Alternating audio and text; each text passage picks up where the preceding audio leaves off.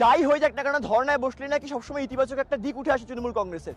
সত্যি ধর্নায় কি তাহলে কোথাও গিয়ে বাংলার যে ভোট বাক্স তৃণমূল কংগ্রেসের আরো বাড়াতে পারে কি মনে হচ্ছে? আর ধর্নায় তাহলে একটা উপায়। প্রথমেই তোমায় বলি, বাংলার মুখ্যমন্ত্রী শ্রীমতী মমতা বন্দ্যোপাধ্যায় একজন জনদরদী নেত্রী এবং তিনি জনগণের নেত্রী।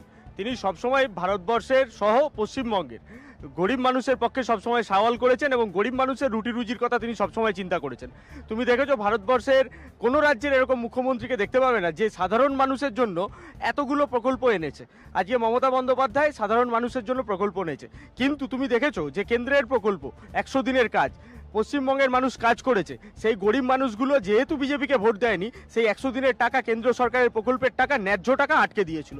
আর এই মমতা ব্যানার্জির সরকার, মমতা বন্দ্যোপাধ্যায় মমতাময়ী তার চিন্তা ভাবনার জন্য এই 100 দিনের প্রকল্পের টাকা তিনি তার সরকারের ভাড়ার থেকে সাধারণ মানুষের জন্য দিয়ে দিয়েছেন। তো এখানেই প্রমাণিত হয় যে মমতা বন্দ্যোপাধ্যায় মানুষের জন্য করেন। আর ভারত